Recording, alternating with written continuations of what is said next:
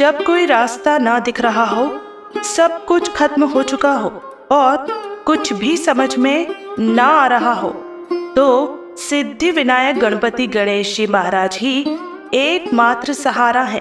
प्रिय भक्तों, आप सभी की परेशानियों का समाधान गणपति गणेश जी का एक अचूक मंत्र आज हम आपको बताने जा रहे हैं, जहां पर गणेश जी की नित्य पूजा अर्चना और मंत्र जाप या श्रवण होता है, वहां पर रिद्धि सिद्धि और सुख समृद्धि का वास होता है। ऐसे स्थान पर अमंगल कार्य, घटनाएं और दुख दरिद्र बुरी नजर से बचाव रहता है। घर में सकारात्मक ऊर्जा का वास होता है। इसलिए तो गणपति महाराज जी के भक्त अपने अपने घरों में गणेश जी की मूर्ति और तस्वीर लगाकर रखते हैं। जिस घर के मुख्य द्वार पर गणेश जी की प्रतिमा या तस्वीर होती है, उस घर में रहने वाले लोगों की दिन ब दिन उन्नति होती जाती है। अगर आप हमारे बताए गए इस अचूक मंत्र का श्रवण पूरा 108 बार नियमित रूप से करते हैं, तो आने वाली धनतेरस पर आप सब कुछ पा सकते हैं, जिसे आप मन में हमेशा विचार करते हैं। गणपति गणेश जी सभी विभिन्न बाधाओं को हरने वाले हैं, इसलिए उनको विघ्नहर्ता भी कहते हैं। रिद्धि सिद्धि गणेश जी की पत्नियां हैं। गणेश जी के मंत्र साधना और पूजा पाठ यदि विधि पूर्वक की जाए, तो उनकी पतिव्रता पत्नियां रिद्धि सिद्धि भी प्रसन्न होकर घर परिवार में सुख शांति और संतान को निर्मल विद्या बुद्धि देती हैं। विश्वकर्मा की रिद्धि सिद्धि 2 कन्या हैं, जो गणेश जी की पत्नियां हैं। सिद्धि से क्षेम और रिद्धि से लाभ नाम के शोभा संपन्न 2 पुत्र हुए। भगवान श्री गणेश जी की 2 पत्नियां रिद्धि सिद्धि व पुत्र लाभ और क्षेम बताए गए हैं, जिनको लोग परंपराओं में शुभ और लाभ भी कहा जाता है। जहां भगवान गणेश विघ्नहर्ता है, तो उनकी पत्नियां रिद्धि सिद्धि यशस्वी, वैभवशाली और प्रतिष्ठित बनाने वाली होती हैं। वही शुभ लाभ हर सुख सौभाग्य देने के साथ उसे स्थायी और सुरक्षित रखते हैं। ऐसे ही सुख और सौभाग्य की चाहत पूरी करने के लिए बुधवार के दिन इस गणेश मंत्र का पूरा 108 बार जप या श्रवण बहुत ही शुभ लाभ देता है। प्रिय भक्तों, आज हम आपको गणेश जी का मंत्र बताने जा रहे हैं। जो भी जातक जिनका विवाह नहीं हो रहा है या विवाह में अड़चन आ रही है, कोई परेशानी है, कोई कठिनाइयां है या कोई विघ्न विवाह में आ रहा है, आप सभी जानते हैं कि हर माता पिता अपने बच्चों के विवाह के लिए कितने चिंतित होते हैं। यदि विवाह में कोई परेशानी आ रही है, कुंडली में कोई दोष है या किसी भी तरह की कोई परेशानी है, तो भक्तों आज हम आपको वह मंत्र बताने जा रहे हैं, जिन मंत्रों के जाप या श्रवण करने पर ही आपके विवाह में आ रही सारी परेशानियां दूर हो जाएंगी। इन मंत्रों के श्रवण मात्र से ही आपको विवाह में आ रही सारी कठिनाइयां दूर होती चली जाएंगी। आपके बच्चों का जल्द से जल्द विवाह संपन्न हो जाएगा। बस आपको केवल इतना करना है कि प्रतिदिन हमारे दिए गए मंत्रों को 108 बार श्रवण करना है, एवं जब तक आपका रिश्ता पक्का ना हो जाए, इन मंत्रों को प्रतिदिन 108 बार श्रवण अवश्य करें। इतना करते ही आप देखेंगे एक चमत्कारिक रूप से परिवर्तन, जो कि आपके जीवन को बदल देगा और आप लोगों को विवाह के लिए कॉल आना चालू हो जाएंगे और शीघ्र अतिशीघ्र आपके घर में शहनाइयां गूंज उठेंगी। तो भक्तों, यदि आपको वीडियो पसंद आए तो हमारे चैनल लॉर्ड्स ऑफ चालीसा को कृपया करके सब्सक्राइब जरूर करें, वीडियो को लाइक करें और ज्यादा से ज्यादा लोगों तक हमारे वीडियो को शेयर अवश्य करें। इतना करने से ही आप किसी अन्य लोगों की भी मदद कर सकते हैं। तो चलिए शुरू करते हैं। गणेश जी का मंत्र जय श्री राम हर हर महादेव। गणेश जी का महामंत्र इस प्रकार है।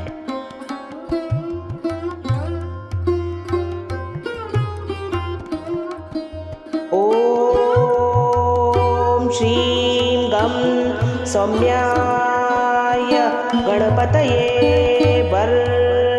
वरद सर्वजन मे गृणये मम विवा कुरु स्वाहा। ओम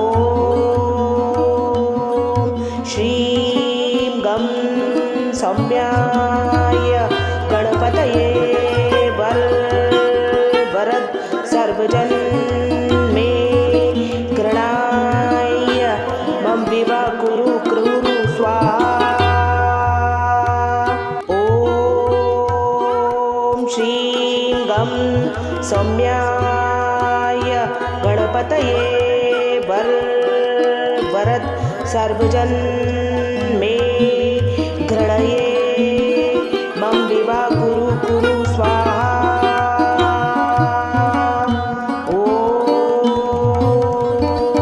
श्रीं गं सौम्याय गणपतये वरद सर्वजन मे गृणाय मम विवा कुरु स्वाहा।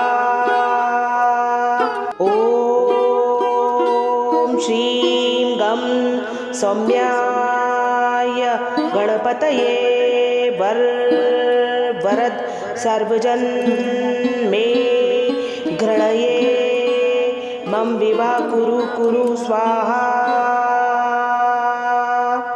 ओम श्रीं गं सौम्याय गणपतये वरद सर्वजन मे गृणाय मम विवा कुरु स्वाहा। ओम श्रीं गं सौम्याय गणपतये वरद सर्वजन मे गृणये मम विवा कुरु स्वाहा।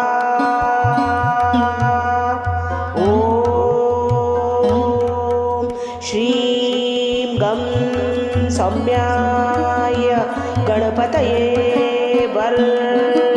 वरद सर्वजन मे गृणाय मम विवा कुरु स्वाहा। ओम श्रीं गं सौम्याय गणपतये वरद सर्वजन मे गृणये मम विवा कुरु स्वाहा। ओम श्रीं गं सौम्याय गणपतये वरद सर्वजन मे गृणाय मम विवा कुरु स्वाहा। ओम श्रीं गं सौम्याय गणपतये वरद सर्वजन मे गृणये मम विवा कुरु स्वाहा। ओम श्रीं गं सौम्याय गणपतये वरद सर्वजन मे गृणाय मम विवा कुरु स्वाहा। ओम श्रीं गं सौम्याय गणपतये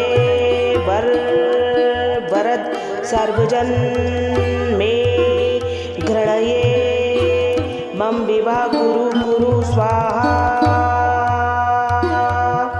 ओम श्रीं गं सौम्याय गणपतये वरद सर्वजन मे गृणाय मम विवाह कुरु क्रूरु स्वाहा।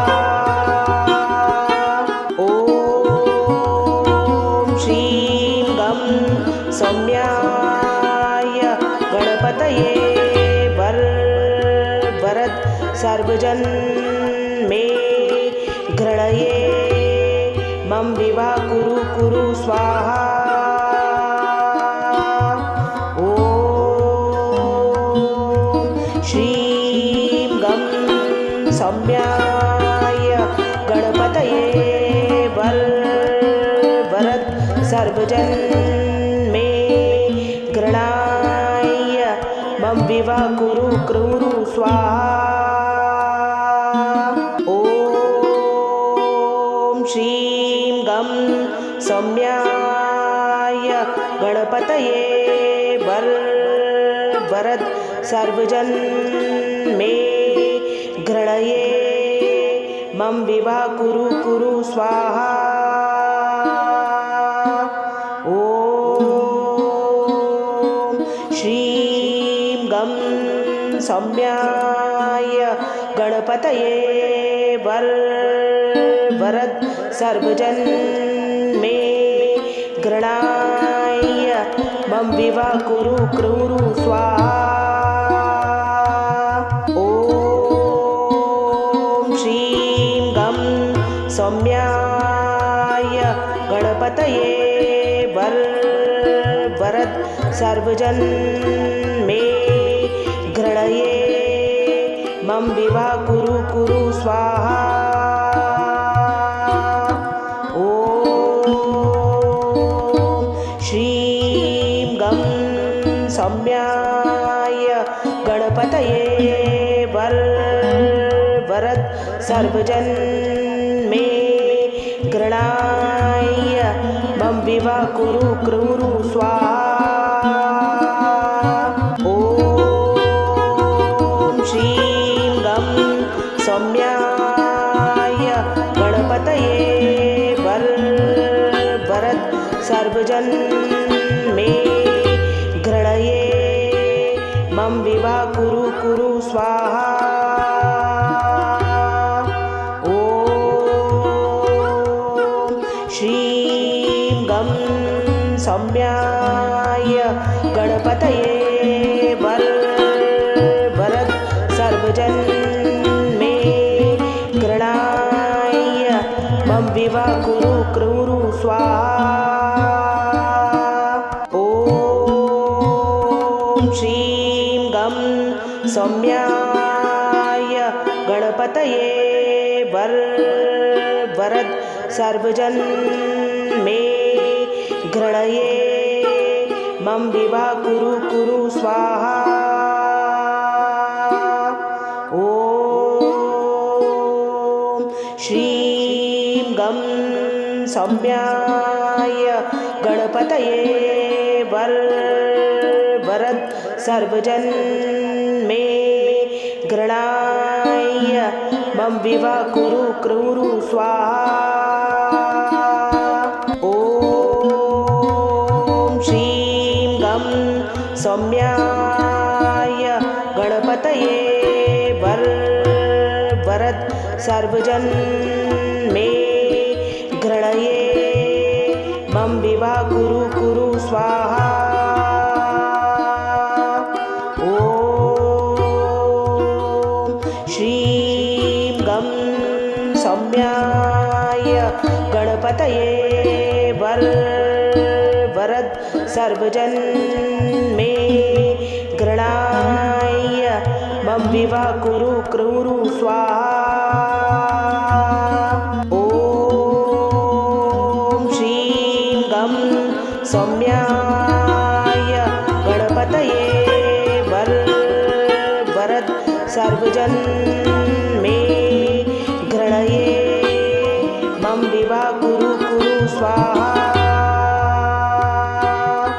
ओम श्रीं गं सौम्याय गणपतये सर्वजन मे गृणाय मम विवा कुरु क्रूरु स्वाहा। ॐ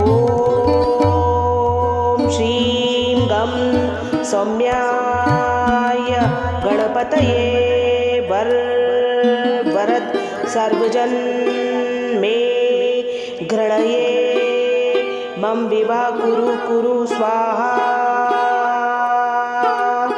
ॐ श्रीं गं सौम्याय गणपतये वरद सर्वजन मे गृणाय मम विवा कुरु क्रूरु स्वाहा। ॐ श्रीं गं सौम्याय गणपतये वरद सर्वजन मे गृणये मम विवा कुरु स्वाहा। ॐ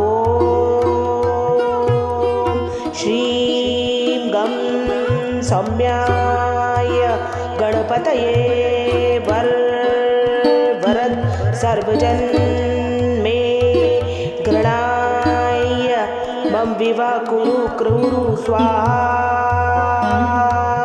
ॐ श्रीं गं सौम्याय गणपतये वरद सर्वजन मे गृणये मम विवा कुरु स्वाहा। ॐ श्रीं गं सौम्याय गणपतये वरद सर्वजन मे गृणाय मम विवा कुरु क्रूरु स्वाहा। ॐ श्रीं गं सौम्याय गणपतये वरद सर्वजन मे गृणये मम विवा कुरु स्वाहा। ॐ श्रीं गं सौम्याय गणपतये वरद सर्वजन मे गृणाय मम विवा कुरु क्रूरु स्वाहा। ॐ श्रीं गं सौम्याय गणपतये वरद सर्वजन मे गृणये मम विवा कुरु स्वाहा। ॐ श्रीं गं सौम्याय गणपतये वरद सर्वजन मे गृणाय मम विवा कुरु क्रूरु स्वाहा। ॐ श्रीं गं सौम्याय गणपतये वरद सर्वजन मे गृणये मम विवा कुरु स्वाहा। ॐ श्रीं गं सौम्याय गणपतये वरद सर्वजन मे गृणाय मम विवा कुरु क्रूरु स्वाहा। ॐ श्रीं गं सौम्याय गणपतये वरद सर्वजन मे गृणये मम विवा कुरु स्वाहा। ॐ श्रीं गं सौम्याय गणपतये वरद सर्वजन मे गृणाय मम विवा कुरु क्रूरु स्वाहा। ॐ श्रीं गं सौम्याय गणपतये वरद सर्वजन मे गृणये मम विवा कुरु स्वाहा।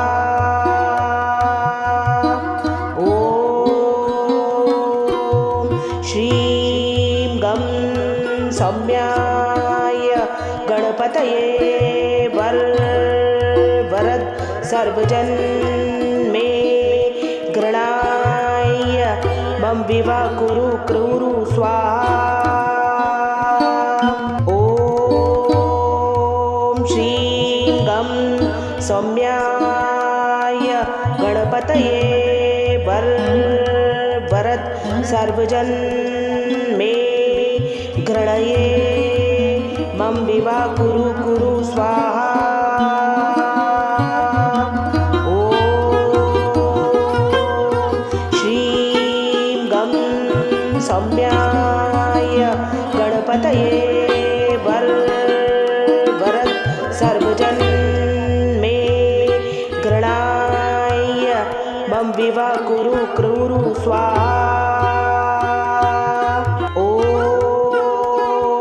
श्रीं गं सौम्याय गणपतये वरद सर्वजन मे गृणये मम विवा कुरु स्वाहा। ॐ श्रीं गं सौम्याय गणपतये वरद सर्वजन मे गृणाय मम विवा कुरु क्रूरु स्वाहा। ॐ श्रीं गं सौम्याय गणपतये वरद सर्वजन मे गृणये मम विवा कुरु स्वाहा। ॐ श्रीं गं सौम्याय गणपतये वरद सर्वजन मे गृणाय मम विवा कुरु क्रूरु स्वाहा। ॐ श्रीं गं सौम्याय गणपतये वरद सर्वजन मे गृणये मम विवा कुरु स्वाहा। ॐ श्रीं गं सौम्याय गणपतये वरद सर्वजन मे गृणाय मम विवा कुरु क्रूरु स्वाहा। ॐ श्रीं गं सौम्याय गणपतये वरद सर्वजन मे गृणये मम विवा कुरु स्वाहा। ॐ श्रीं गं सौम्याय गणपतये वरद सर्वजन मे गृणाय मम विवा कुरु क्रूरु स्वाहा। ॐ श्रीं गं सौम्याय गणपतये वरद सर्वजन मे गृणये मम विवा कुरु स्वाहा। ॐ श्रीं गं सौम्याय गणपतये वरद सर्वजन मे गृणाय मम विवा कुरु क्रूरु स्वाहा।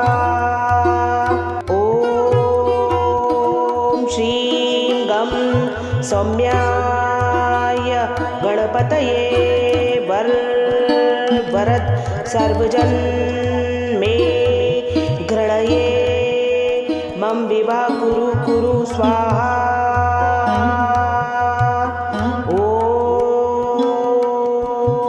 श्रीं गं सौम्याय गणपतये वरद सर्वजन मे गृणाय मम विवा कुरु कुरु स्वाहा।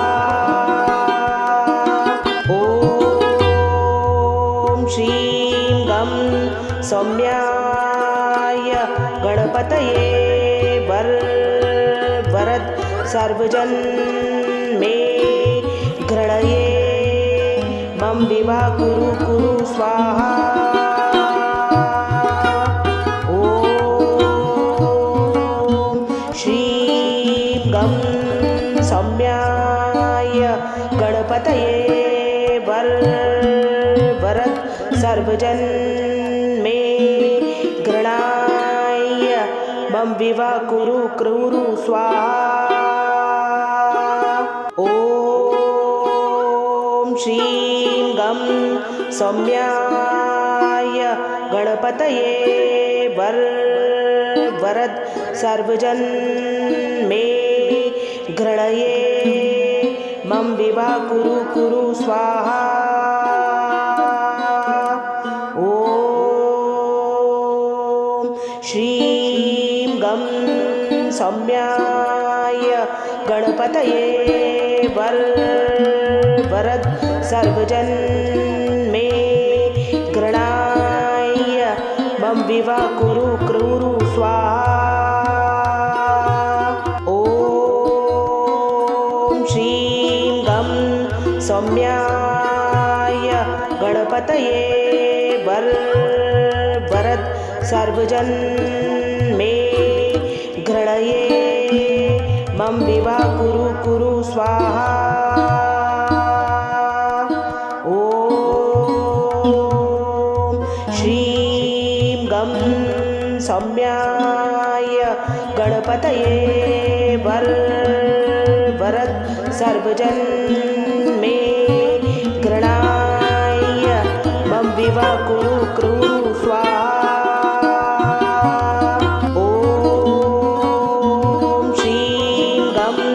सौम्याय गणपतये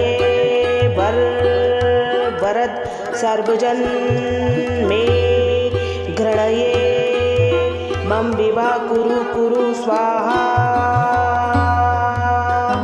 ॐ श्रीं गं सौम्याय गणपतये वरद सर्वजन मे गृणाय मम विवा कुरु कुरु स्वाहा। ॐ श्रीं गं सौम्याय गणपतये वरद सर्वजन मे गृणये मम विवा कुरु कुरु स्वाहा। ॐ श्रीं गं सौम्याय गणपतये वरद सर्वजन मे गृणाय मम विवा कुरु कुरु स्वाहा। ॐ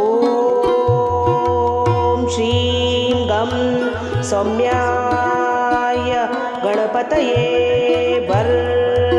वरद सर्वजन मे गृणये मम विवा कुरु कुरु स्वाहा। ॐ श्रीं गं सौम्याय गणपतये वरद सर्वजन मे गृणाय मम विवा कुरु कुरु स्वाहा। ॐ श्रीं गं सौम्याय गणपतये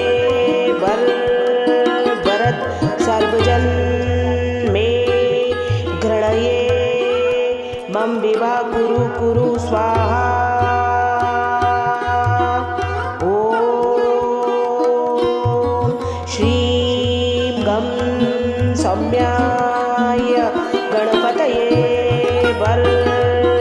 वरद सर्वजन मे गृणाय मम विवा कुरु क्रूरु स्वाहा। ओम श्रीं गं सौम्याय गणपतये वरद सर्वजन मे गृणये मम विवा कुरु स्वाहा। ओम श्रीं गं सौम्याय गणपतये वरद सर्वजन मे गृणाय मम विवा कुरु क्रूरु स्वाहा। ओम श्रीं गं सौम्याय गणपतये